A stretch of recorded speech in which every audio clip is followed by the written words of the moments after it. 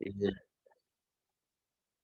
Debemos recordar primeramente qué es lo que fuimos revisando la semana anterior, cosa de entender cuál es el planteamiento que nos da el autor y cuál es el cierre que da este capítulo. Es interesante si es que vamos analizando todo este libro como un todo, si tratamos de no segmentar las partes, porque vamos a entender la coherencia que está a la base.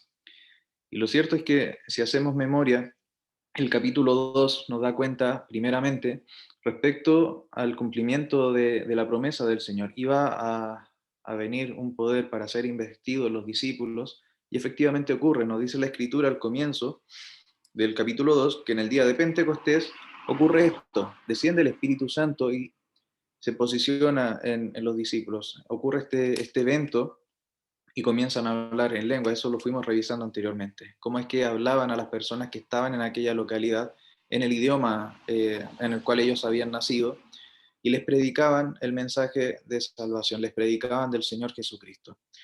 Y esto tenía dos posibles respuestas. Por un lado, la gente se maravillaba y se preguntaba qué era lo que estaba sucediendo, qué significaba eso, pero por otro lado había un grupo de personas que rechazaba completamente el mensaje y decía: estos están llenos de mosto. O sea, hacían una referencia a que estaban ebrios. Y es allí donde comenzamos a revisar la semana pasada, porque vemos de que es Pedro quien se pone en pie junto al resto de los discípulos, de los apóstoles, y es él quien se identifica y comienza a hablar a toda la población de aquel entonces, de aquel lugar. Y veíamos la semana pasada una segmentación, una especie de guía para poder entender todo este gran extracto que leyó Felipe en esa oportunidad, para poder ir comprendiendo bien cómo se iba presentando la escritura. Veíamos primeramente a quien emitía el mensaje, que era Pedro. Luego nos centrábamos en el mensaje en sí, que era lo que más abarcaba, y posteriormente veíamos quién recibía el mensaje. En una especie de anexo, el cuarto punto, revisábamos los resultados de esto.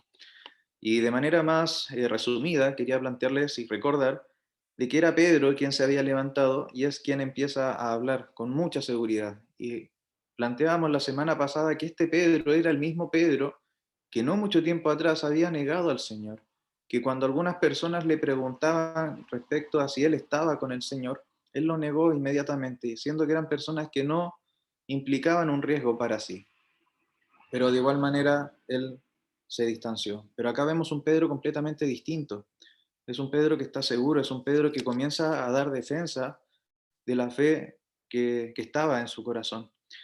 Y eso nos hablaba primeramente del efecto que tiene la obra de Cristo en él. Vemos también cómo es que el Espíritu Santo ha ido transformando la vida de Pedro, pasando de ser un hombre a ratos muy impulsivo, con mucho temor de la gente, de lo que pudiesen opinar y decir de él, a ser un hombre que trabajaba en la obra de Cristo y que defendía su fe con firmeza.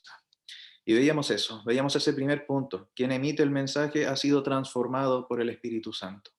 Luego veíamos el mensaje, y el mensaje lo segmentábamos en dos grandes partes. Por un lado, es la explicación de la manifestación del Espíritu Santo.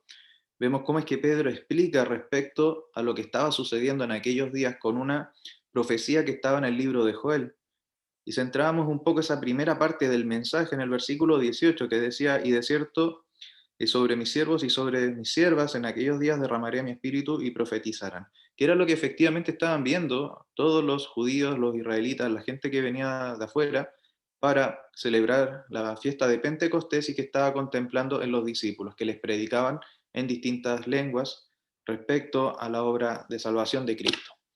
Y veíamos ese cumplimiento profético en la primera parte, la explicación de lo que había sucedido mediante el Espíritu Santo en los discípulos. Pero luego de esto, esta parte sirve para explicar, pero también para introducir lo medular del mensaje de Pedro. Pedro, en una segunda parte, introduce un mensaje centrado única y exclusivamente en Cristo. Es un mensaje cristocéntrico. Y veíamos primeramente cómo es que él utiliza la misma palabra, utiliza los salmos para dar cuenta respecto a lo que Cristo había hecho. Y no solamente esto, sino que también refiere qué es lo que había sucedido al finalmente entregar su vida allí en la cruz del Calvario. Cómo es que se había cumplido el propósito en ellos mismos, en los discípulos. Porque si nosotros recordamos al principio del libro de los Hechos, había una finalidad, iban a recibir poder, pero para ser testigos. Y lo cierto es que en el versículo 32 pareciera ser que Pedro entendió y logra explicar esto. Dice, a este Jesús resucitó Dios, de lo cual todos nosotros somos testigos. Acá comprende la tarea que se les había encomendado y logra referirla a todas las personas que estaban allí. Y no solo esto, sino que comienza a hablar de cómo es que el Señor había sido exaltado por la diestra de Dios en el 33 y siendo recibido por el Padre, envía la promesa del Espíritu Santo. Y esto ha sido derramado eh, y que vosotros, es decir, los judíos que estaban en aquel entonces, podían ver y oían. Entonces vemos cómo es que todo lo que estaba sucediendo en aquel entonces cumple con las profecías, cumplen con lo que estaba ya en la Escritura. Entonces, esto es llamativo porque Pedro se sustenta en todo momento en la Escritura. Eso lo veíamos también la semana pasada. Pedro nos habla de sus experiencias, nos habla de sus pensamientos, de alguna idea vaga, de alguna analogía. Él se remite a las Escrituras y a partir de ella explica y da cuenta de lo que estaban observando las personas en aquel lugar. Y explica también cómo es que la muerte de Cristo y su resurrección estaba contemplado en el plan de Dios desde un comienzo. Y esto genera un efecto, y esto no es menor, porque acá nos llevaba al tercer punto, que era quienes recibían el mensaje, los receptores. Y veíamos de que los judíos, las personas que estaban en aquel lugar, en el versículo 37, al oír esto se compungieron. Veíamos cómo ese concepto, el concepto griego, hace una referencia al traspasar, al atravesar. Es como si esta verdad hubiese atravesado el corazón de estas personas. Y le preguntaban a Pedro y a los otros apóstoles, varones hermanos, ¿qué haremos? Esto nos da cuenta del poder del Evangelio. Remueve toda la base que tenían estas personas, todo fundamento, y se preguntan qué debían hacer, porque esta verdad sacudía todo lo que ellos ya conocían. Y allí veíamos cómo es que Pedro les explica, dice en el 38, Pedro les dijo, arrepentidos y bautícese cada uno de vosotros. Acá podíamos ver finalmente el propósito, veíamos que el pecador debe arrepentirse de su pecado, debe acudir a Cristo en arrepentimiento y fe. Y veíamos en el cuarto punto cuáles eran los resultados. Y eso se veía particularmente en el versículo 42, que era el versículo con el cual cerramos la lectura y la meditación la semana pasada. El 42 nos dice que toda la gente que estaba siendo bautizada, que había creído, que se añadía a la iglesia, perseveraban en la doctrina de los apóstoles, en la comunión unos con otros, en el partimiento del pan y en las oraciones. La doctrina de los apóstoles nosotros podemos entender de que en aquel entonces, como no tenían el canon bíblico, la única manera de poder entender, de poder aprender y comprender qué era lo que Cristo había enseñado en su ministerio público, era mediante la exposición de los apóstoles, a aquellos que habían estado con el Señor en su peregrinar, aquellos que habían visto su muerte y que habían visto su resurrección, y aquellos que habían visto también al Señor que había sido alzado.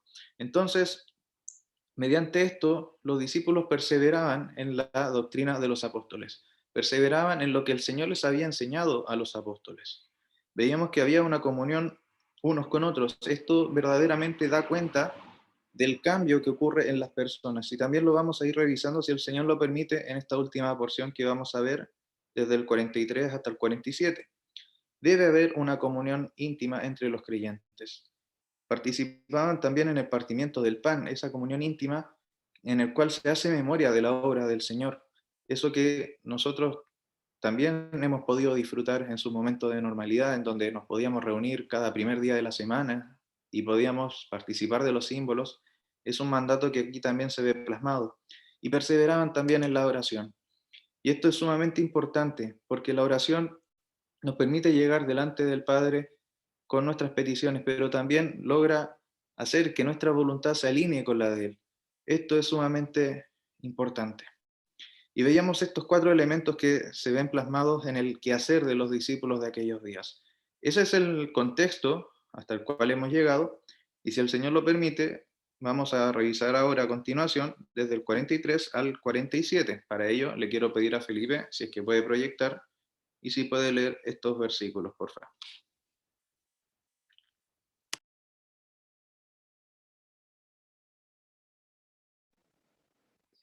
Ya, muy bien. Dice así la palabra del Señor.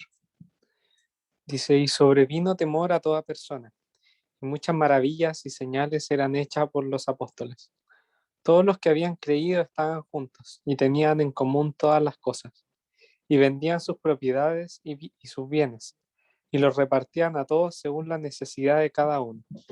Y perseverando unánimes cada día en el templo y partiendo el pan en las casas, comían juntos, con alegría y sencillez de corazón, alabando a Dios y teniendo favor con todo el pueblo. Y el Señor añadía a cada día a la iglesia los que habían de ser salvos. Súper, gracias Felipe. Es una porción cortita, de igual manera podemos rescatar algunos elementos para tener presentes. También aprovecho de comentar, muy probablemente la intervención que voy a hacer va a ser más corta en contraste a lo que fue la semana pasada. La idea es que también algunos hermanos puedan ir comentando y refiriendo algunos temas respecto a esta porción. Pero haciendo una revisión más superficial, quería ver primeramente lo que sale en el versículo 43. El versículo 43 nos dice de que sobrevino temor a toda persona. Hay otras traducciones que lo plantean como un temor reverente, hay otra que lo planteaba más bien como una expectación, como que estaban la gente de aquel entonces observando qué es lo que estaba sucediendo. Y nos dice la escritura de que observaban las maravillas y señales que eran hechas por los apóstoles. Estaba revisando ahora en la tarde, que previo a esto, previo a este momento, a lo que sale en el versículo 43, los apóstoles, claro que habían estado en situaciones que se apreciaba una manifestación sobrenatural, ya sea del Espíritu Santo, por ejemplo, cuando descienden esta forma de lenguas de fuego y se posicionan sobre ellos, pero hasta este momento no había habido una manifestación explícita de maravillas o señales de parte de ellos. Esta es la primera manifestación y a donde el autor lo explicita, que empiezan a hacer señales, es decir, empiezan a hacer obras que eran llamativas para el resto de las personas. Muy probablemente, como también lo vamos a ir viendo más adelante, comenzaron a hacer sanaciones, comenzaron a manifestar que había una distinción, que había una diferencia entre ellos y el resto de las personas de aquel entonces. Y esto no es menor porque debemos tener presente algo, y es que el contexto siempre nos va a dar luces respecto a lo que verdaderamente estaba pasando en la iglesia primitiva. Los apóstoles en aquellos días estaban en un contexto sumamente pagano. Muy probablemente las personas también manifestaban muchas inquietudes y dudas. Entonces acá las manifestaciones de señales y estas maravillas daban cuenta de que algo era diferente. Entonces finalmente vemos esto, vemos de que las personas comienzan a maravillarse y comienzan a contemplar qué era lo que estaban haciendo, y no solamente esto, sino cuál era el mensaje que ellos traían. Entonces sirve como una forma introductoria de cuál era el mensaje de salvación. Y vemos de que las personas en aquel entonces estaban observando, estaban contemplando, estaban esperando, estaban viendo qué es lo que sucedía. Y vemos de que todos los que habían creído, dice la palabra, estaban juntos y tenían en común todas las cosas. Y esto es llamativo porque hay películas, por ejemplo, que muestran esta realidad, cómo es que habitaban en un mismo espacio, ¿ya? Cómo es que a veces estaban en un mismo lugar. Si no me equivoco, es la película que había visto de Pablo, que mostraban o representaban esta realidad, como que estaban en un espacio muy grande y allí cohabitaban todos. Hay autores que plantean de que esto no necesariamente era así. De hecho, MacArthur en una de sus anotaciones plantea de que muy probablemente no hayan sido una gran comunidad viviendo todas juntas como una especie de tribu. Muy probablemente hayan habido como cristianos que vivían en sus propios lugares, en sus propias casas, pero acá apunta a algo mucho más profundo, y es el hecho de comunión, y esa comunión tiene que estar presente sí o sí entre los creyentes. Y era lo que conectaba un poco con el pasaje de cierre del versículo 42. Debe haber comunión entre los creyentes. Y creo que muchas veces, y lo digo con harto temor, muchas veces lo tomamos como algo muy a la ligera. Muchas veces pensamos de que el amor entre los hermanos no es importante o no es tan importante, por ejemplo, como la predicación o como hacer otros servicios dentro de la obra. Y lo cierto es que el amor entre los hermanos da cuenta de una transformación del corazón. De hecho, si nosotros en algún momento tenemos la oportunidad de leer las cartas de Juan, al término de la Biblia, vamos a ver la relevancia que implica el poder amar a nuestros hermanos. ¿Cómo es que eso es medular también? ¿Cómo es que a través de eso podemos dar testimonio de la obra que ha sido realizada en nuestro corazón? Porque si no amamos a nuestros hermanos, a quienes vemos, ¿cómo podemos amar a Dios? Entonces, acá vemos de que el Evangelio ha llegado hasta tal punto al corazón de los discípulos que ha transformado ese corazón y ha vuelto una comunión tan íntima, tan profunda, en donde tienen en común todas las cosas. ¿Qué quiere decir esto? que si un hermano está afligido, que si un hermano está con dolor, no ser indiferente a ello, sino que movilizarse en bien y en pos de él. Y veíamos esto porque en el versículo 45 se nos plantea, y vendían sus propiedades y sus bienes y lo repartían a todos según la necesidad de cada uno. Ojo, eso no significa de que necesariamente alguien tenga que hacer un voto de pobreza y desprenderse de todo y vivir en un estilo como ultra minimalista, pero sí se refiere al estar ocupado también de las necesidades de los hermanos, de poder ver la necesidad y detenerse y proveer de lo que pueda requerir. Estaba escuchando un hermano que hablaba respecto a esto le encontraba mucho sentido, decía cuán cómodo, o sea, era muy frío a lo mejor al decirlo, pero impactaba, decía cuán cómodo es cuando vamos por la calle y vemos a una persona mendigando seguir de largo, porque no nos preocupamos entonces, porque el problema queda atrás. Y lo cierto es que a veces es así, a veces como que nos cuesta el detenernos y ver la necesidad de un otro. Pero acá estamos llamados a contemplar esa necesidad y poder responder a ella. Somos un cuerpo. Si un cuerpo tiene un dolor o un malestar, todo el cuerpo se duele. Y eso yo creo que cada uno lo ha experimentado. Cuando nos hemos golpeado el dedo chico del pie, por ejemplo, nos duele hasta, pucha, hasta la espalda. Si es que nos duele una parte muy pequeña de nuestro cuerpo, todo el cuerpo se entumece y experimentamos la incomodidad. De la misma manera, somos llamados a preocuparnos por cada uno de los miembros de nuestra iglesia, de nuestra congregación. Entonces veíamos esto, hay una preocupación genuina. Y nos dice la escritura de que ellos perseveraban unánimes en un mismo ánimo cada día en el templo, se reunían allí, podían predicar las verdades del Evangelio. Vamos a ver más adelante cómo es que Pedro también iba a la hora de la oración y se encontraba en el capítulo 3, si el Señor lo permite, y lo revisamos la próxima semana, con una persona que estaba en una condición de necesidad. Y nos dice la escritura esto, perseveraban unánimes cada día en el templo, se reunían, era una constante, y partían el pan en las casas, comían junto con alegría y sencillez de corazón. Hay traducciones que plantean que esta sencillez de corazón se refiere a una generosidad, se refiere a no limitar, por ejemplo, el tema de la comida, ¿ya? Se refiere a verdaderamente entregar todo por un otro.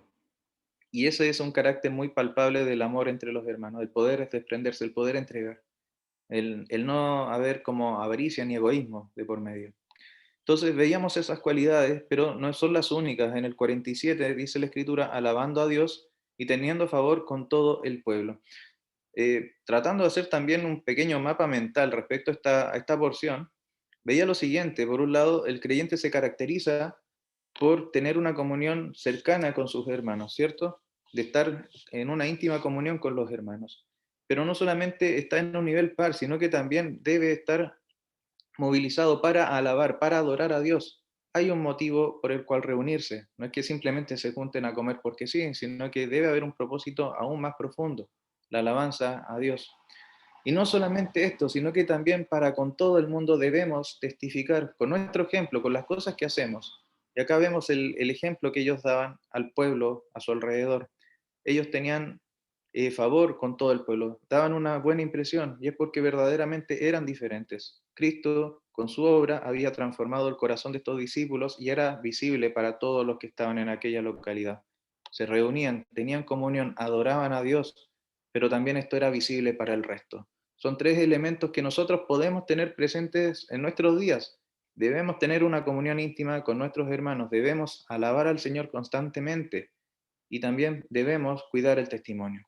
Algo que quiero mencionar son dos puntos para ir cerrando, al menos mi intervención, era que el versículo 47, si lo ligamos con lo que se señala en el 46, vemos de que ellos estaban perseverando cada día en el templo, ¿cierto? Y hacían todas estas cosas.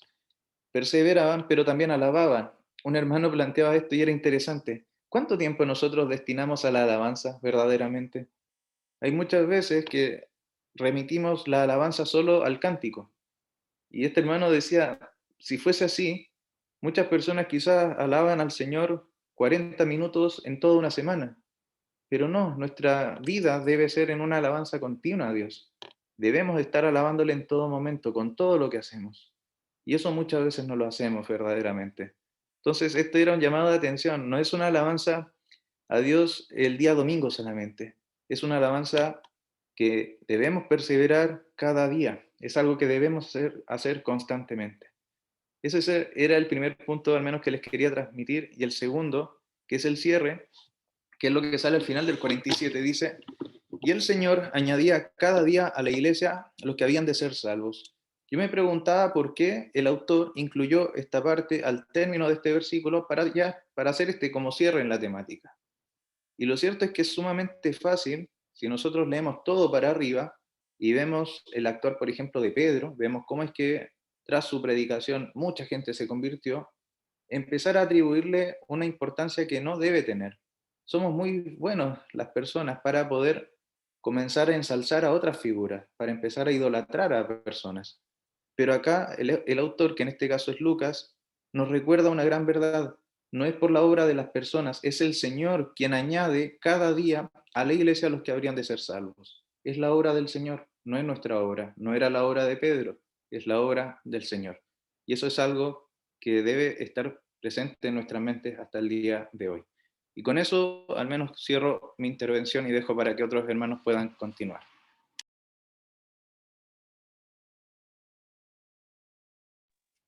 Bien, yo quiero participar brevemente. Gracias al Señor que se puede hacer así, la predicación grabada en la otra reunión.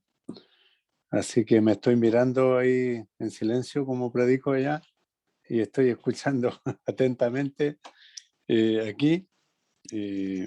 Bueno, esta es una de las porciones que la he ocupado muchas veces para predicar, el 41, 42. Y estaba, mientras comentaba Felipe, yo estaba pensando en el Salmo 133, cuando el Señor allí, por el salmista, dice: mirad cuán bueno y cuán delicioso es habitar los hermanos juntos en armonía, porque allí envía Jehová bendición y vida eterna. Estoy abreviando el Salmo de 3 versículos, ¿ya? Y aquí donde los que recibieron su palabra fueron bautizados, se añadieron aquel día como 3.000 personas, perseveraban en la doctrina de los apóstoles, en la comunión unos con otros, en el partimiento del pan y en las oraciones. En cierta ocasión yo tomé estos dos pasajes como las 7 columnas de la iglesia. Y alguien me lo corrigió después de una predicación, en una asamblea, no acá en la zona, refiriéndose a que las 7 columnas estaban en Efesios. Pero vemos aquí que como es el comienzo de la iglesia, como la iglesia recién está comenzando, el Señor está mostrándonos la comunión de los creyentes y la perseverancia. Y hay varias cosas que son importantes e interesantes, y creo que de seguro las tocaron la semana pasada, cuando se menciona que ellos están perseverando, porque la perseverancia en el verso 42 es en la doctrina, es en la comunión, es en el partimiento del pan y las oraciones.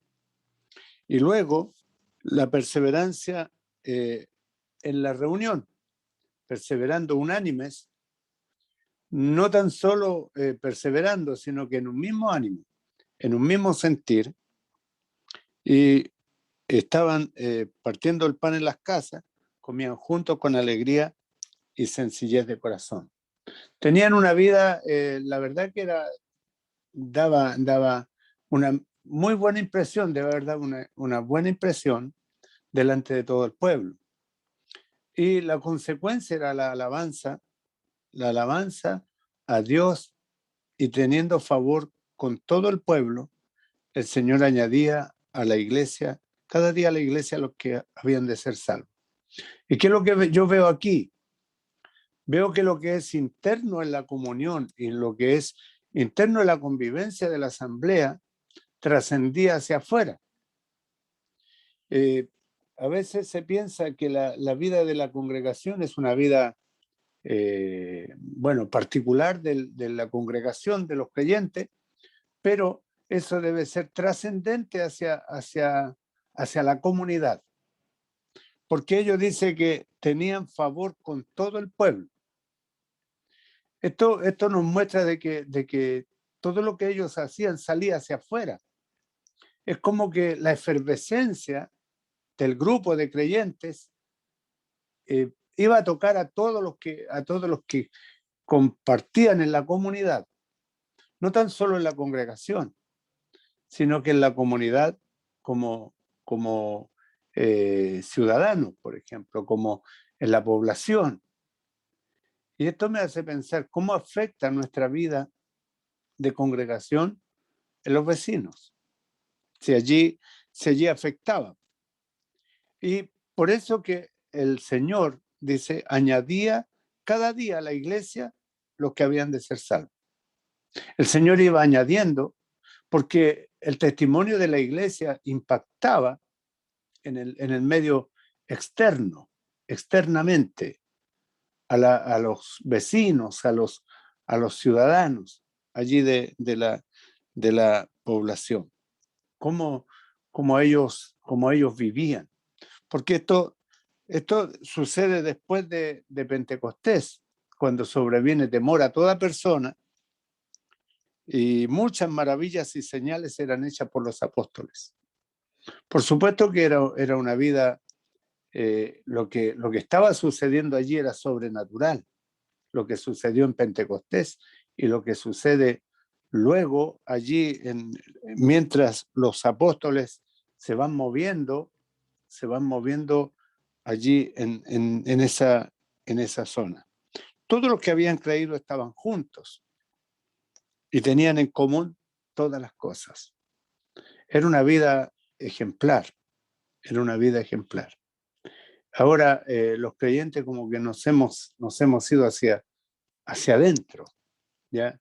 Nos hemos replegado, que no estamos saliendo. Cuando el Señor le dice a Pedro allí en el capítulo 16, verso 18, donde le dice, sobre esta roca edificaré mi iglesia y las puertas del Hades no prevalecerán contra ella. Allí la idea que entrega ese texto es que la iglesia sale para arrebatar las almas del infierno, para rescatar a los perdidos. Y ahí dice, las puertas del Hades no prevalecen contra la iglesia, porque la iglesia va allí y rescata las almas. Y es lo que veo aquí, lo que veo allí en el Salmo 133 también. Eso quería compartir, un pensamiento que tenía. Súper, gracias, don Pato. Aún nos quedan algunos minutos, por si hay algún hermano que quiera complementar, señalar algo de esta porción.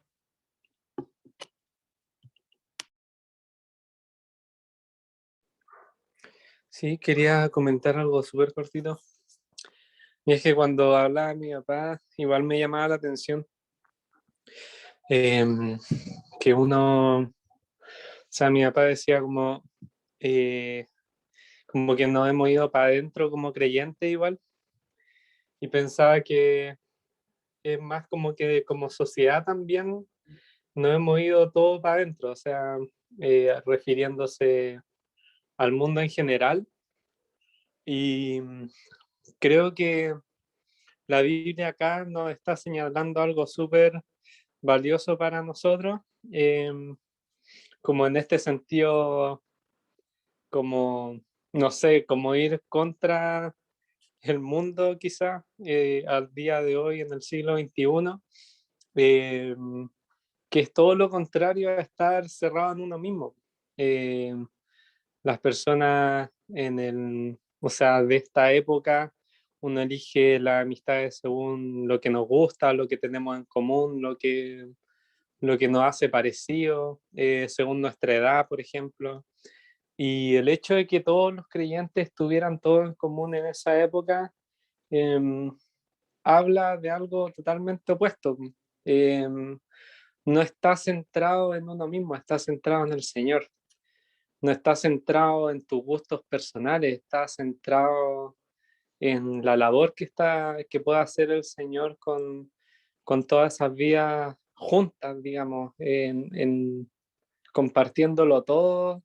Los que tenían más dinero le compartían con los más pobres y quedaban todos equiparados viviendo de una manera similar. Entonces, es llamativo cómo los creyentes de esa época vivían como, de hecho en esa época ya era como diferente.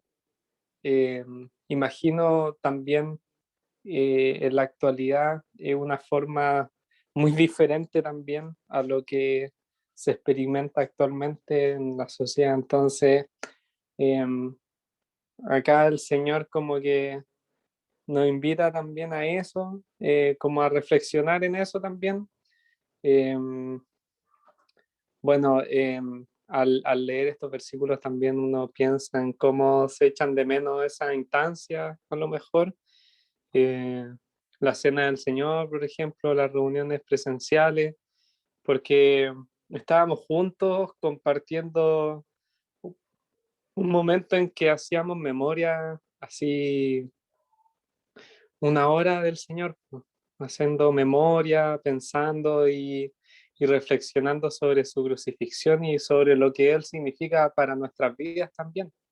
Entonces, me llama la atención todo esto, como, o sea, haber leído estos versículos, pensar en esas cosas y, y también, no sé, anhelarla. O sea, creo que es importante para nosotros anhelar la comunión, anhelar también todo esto. Si no la anhelamos, también pedirle al Señor eh, eh, conocer más de Él, quizás, eh, pedirle por tener con, no sé, eh, pensar en estas cosas, porque era algo importante para los creyentes en esa época, era algo crucial estar todos juntos, eh, participando unánime en todas estas cosas. Súper, gracias Felipe. Me dejó pensando el comentario que hacías recién y particularmente en cómo es que, bueno, señalabas al comienzo del comentario, cómo es que pareciera ser de que todas las personas nos hemos ido más para adentro, pensaba en el concepto de la individualidad y cómo es que esto a veces se ve en el mismo contexto eclesiástico, cómo a veces vemos esa realidad en nosotros mismos.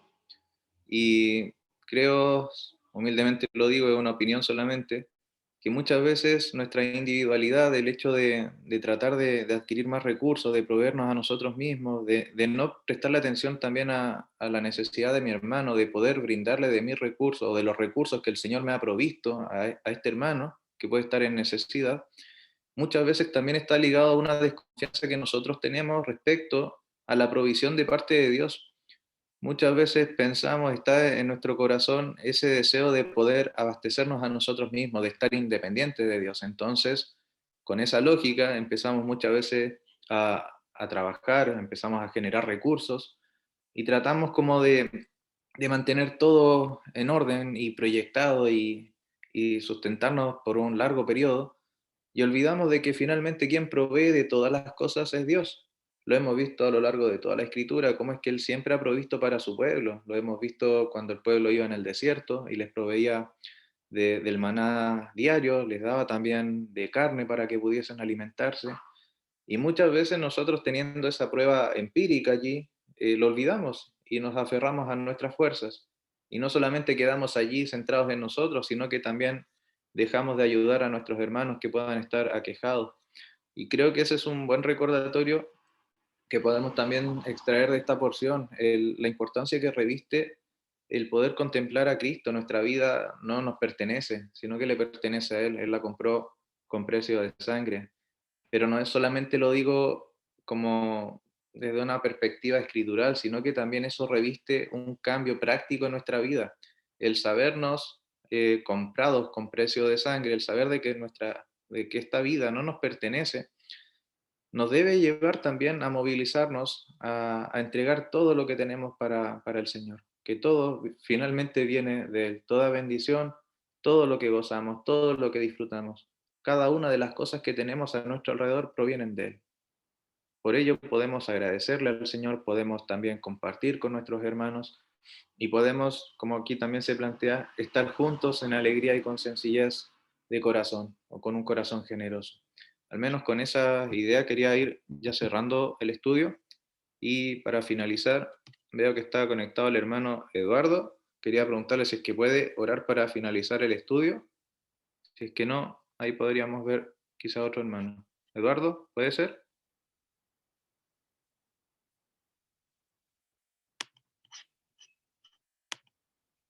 Parece que no.